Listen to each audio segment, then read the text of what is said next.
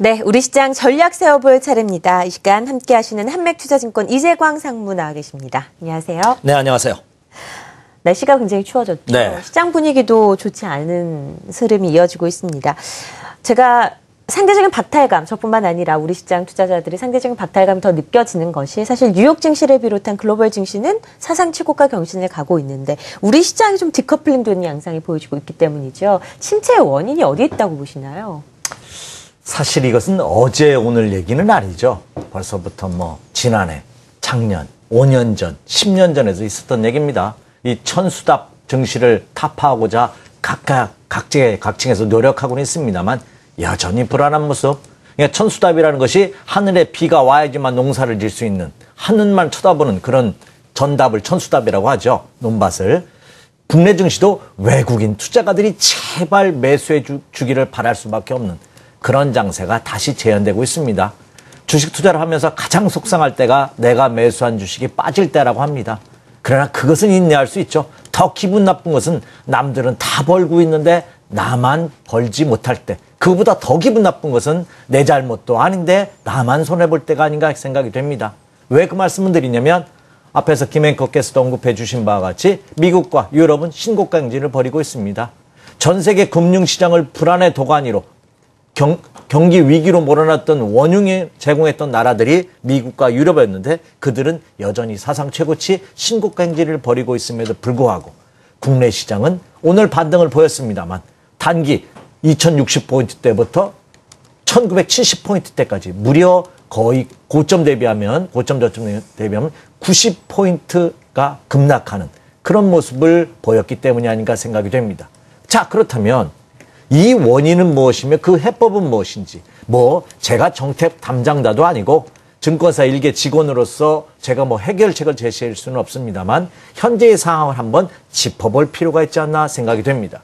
저는 이 시장은 산무 3다의 시장이 아닌가 이렇게 생각이 됩니다. 첫째는 산무 무엇이 없냐? 거래량이 감소하면서 거래 대금이 3조에서 4조 원대로 예전에 비해서 절반 수준으로 급락을 했죠. 여기에다가 정부 정책이 미흡합니다. CP라든지 ELW, 다시 말해서 주식 워런트 증권 같은 불법 매매로 인해서 증권사들이 타격을 입고 좋지 않은 구설수에 휘말리는 뉴스를 여러분 통해서 보셨겠지만 이런 불법적인 것은 단호하게 처분돼야 되지만 그 이외에 대안이 없는 전 세계에서는 파생상품 시장을 확대하는 모습을 보여주고 있지만 우리나라는 규제 일변도로서 가고 있는 그래서 자본 투자 시장이 규제에 덫에 걸려서 허웅지둥되고 있는 그런 고사위기에 직면한 그런 모습이다 이렇게 말씀드릴 수가 있겠고요. 그리고 외국인들만이 매수해 주기를 바라는 매수 세력이 부재하는 이런 세 가지가 전혀 없는 그런 시장이다 이렇게 말씀드릴 수가 있고 또 많은 것도 있습니다. 뭐가 많냐? 신뢰성 상실이 많습니다. 그리고 혁신이 전혀 없는 혁신 부재가 많습니다. 또 하나 자율성 부재가 많은 그러니까 전형적인 그 해법을 찾기가 상당히 난감한 그런 총체적인 위기감에 직면한 것이 아닌가 이렇게 생각이 됩니다. 물론 제가 이런 제안을 드리고 나서 제가 너는 해결책이 있느냐 저도 없습니다. 다만 그 해법을 제 개인적인 생각입니다만 몇 가지 한번 제시해 보도록 하겠습니다. 첫째는 단순 브로커지 영업에 국한되고 있는 증권사들을 이제 투자은행 쪽으로 육성해야 되지 않냐. 이것이 참 근본적인 해결책이 아닌가 이렇게 생각이 되고요. 또 하나는 기관 투자가 및 기업 연금 자산을 운용할 수 있는 그런 제도적인 뒷받침이 필요하지 않나 생각이 됩니다. 또 NCR이라고 하죠. 영업순 자본 비율을 좀 낮춰줘서 기준을 좀 완화해줘서 이 증권사들이 좀 어느 정도 운신의 폭을 넓혀주는 그런 전략이 필요하지 않나 생각이 되고요. 또 파생상품 규제로 완화 일변도로 가고 있죠. 특히 세수 확보를 위해서 파생상품 거래라든지 차익거래에 과세하겠다는 정부 방침이 정해지고 있습니다. 이런 규제 일변도보다는 이제 규제를 좀 완화할 필요가 있지 않나? 몇 년 전에 국내 파생상품 시장은 세계 1위였습니다. 지금 세계 10위권으로 출하하고 있는 그런 모습을 보여주고 있습니다. 이렇게 거래량이 위축되다 보니까 국내 투자했던 파생상품 외국인 투자가들이 규제가 다소 덜한 홍콩, 일본, 싱가포르 이쪽으로 빠져나가고 있다는 점입니다. 이렇게 된다면 국내 시장의 이 외세 의존도는 더욱더 강화되지 않을까 이렇게 생각이 됩니다. 그래서 단순 규제할 것이 아니라 규제를 대폭 완화하고 불법적인 것은 단호하게 처벌하는 이런 양면적인 전략을 취해야 되지 않나 생각이 되고요. 또 증권사가 최근 들어서 침체 국면을 오면서 62개라고 하죠. 국내 증권사가 너무 많다는 그런 소식이 뭐 뉴스를 통해서 나오고 있습니다만 증권사 M&A를 적극적으로 유도해서 대형화시키는 그런 대안이 필요하지 않나 생각이 됩니다. 또한 과거는 고성장 시대였어요. 그러나 지금은 저금리, 저성장 시대로 돌변하고 있는데 여기에 순응할 수 있는 금융투자회사들이 운시기의 폭을 좀 확대해주는 이런 정부 정책이 수반돼야 되지 않을까. 이래야지만 천수답 장세에서 벗어나지 못하고 있는 국내 주시장도 다소의 활로를 펼 수 있지 않을까. 저 개인적인 생각을 그렇게 해봤습니다. 우리 시장이 디커플링 되고 있는 이유를 현재 시장 상황에서만 분석한 게 아니라 우리 시장의 구조적인 문제 부분을 좀 짚어주셨던 것 같습니다. 글로벌 시장의 최근의 흐름, 사상 최고치 경신하고 있는데요. 이 부분 한번 배 아프지만 다시 한번 짚어보고요. 국내 투자자들을 위한 대안도 세워보도록 하죠. 그러죠. 해외 증시 앞에서도 여러 전문가분들이 언급을 해주셨기 때문에 저는 짤막하게 가도록 하겠습니다. 네. 다우, 참 어제는 그 양적 완화를 연기한다고 한다. 축소하는 것을 올해 아니라 내년으로 연기할 수 있다, 유지할 수 있다는 소식과 급등하고 또 고용 지표가 좋다고 미국은 상승하고 국내 시장만 참 개밥의 도토리가 되고 있습니다. 죄송합니다. 이 방송에 그런 표현을 써서. 근데 자 미국 시장 화면에 보고 계시는 것이 다우존스 종합지수의 일봉 차트의 모습입니다. 신고가입니다. 참. 연내 양적 완화 축소가 될 수 있다. 고용 지표가 개선되면서 축소가 될 수 있다. 그런 소식이 전해졌음에도 불구하고 상승입니다.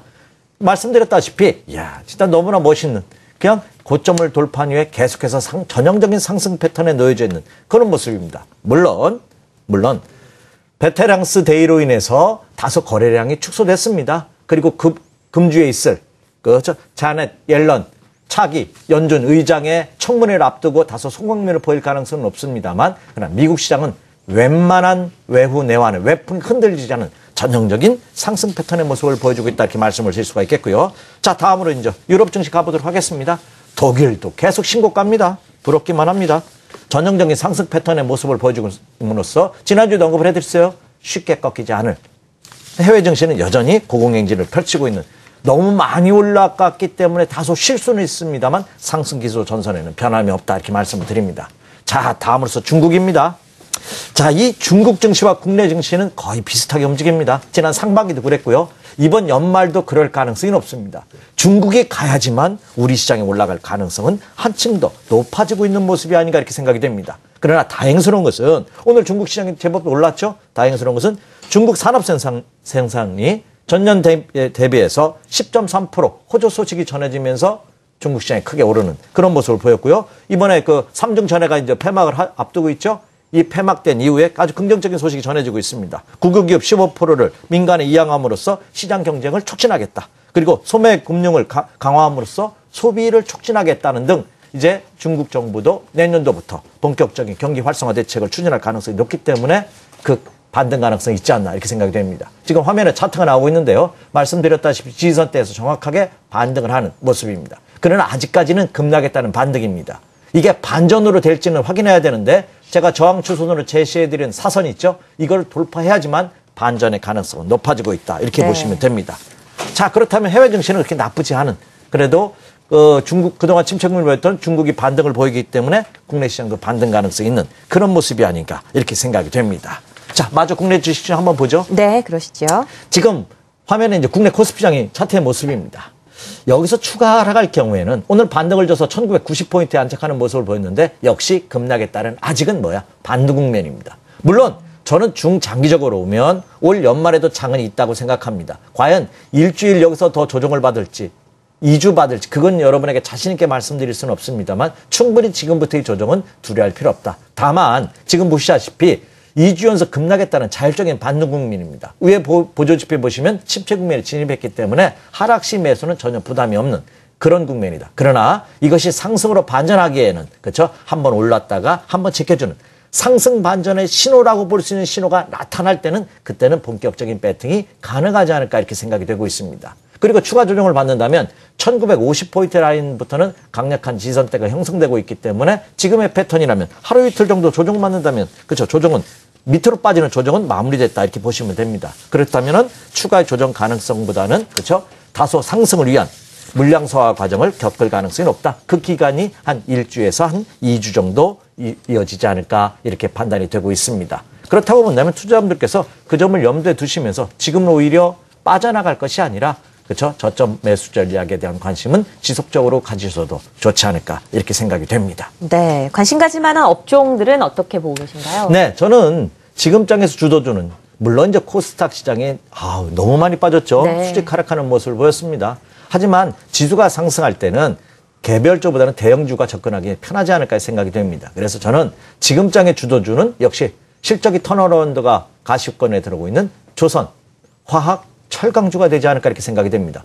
오늘도 이번 하락에서도 조선주는 굳건한 상승세를 이어가는 모습을 보였죠. 대표적으로 현대미포조선이라든지 현대중공업이라든지 삼성중공업 이런 종목군들의 차트를 보시면 이 약세장에서도 기관과 외국인의 꾸준한 러브콜을 받고 있다는 겁니다. 이게 주도주라는 얘기죠. 역시 편입하셔야 되고요. 또 화학주, 롯데케미칼을 필두로 해서 LG화학 같은 이 화학주들도 여전히 매수세는 견고한 상승 기조가 유지되고 있는 종합지수의 탄력도보다 더 강한 그런 모습을 보여주고 있다는 거고요. 그리고 철강도, 포스코라든지 현대제철 이런 종목군들도 역시 살아있는 그런 모습을 보여주고 있다. 그래서 조선철강화학주는 차기 주도주로서의 가능성도 충분히 내재되고 있는 그런 모습을 보여주고 있다 이렇게 생각이 되고요. 또 하나는 최근 들어서 이 외국인 투자가들 참 얄밉고도 밉습니다. 어제는 삼성전자 매도하면서 지수 흔들어대고 오늘은 삼성전자 가지고 띄우면서 지수를 상승시키는 네. 그런 모습을 보이면서 이제 쥐락펴락하고 있습니다.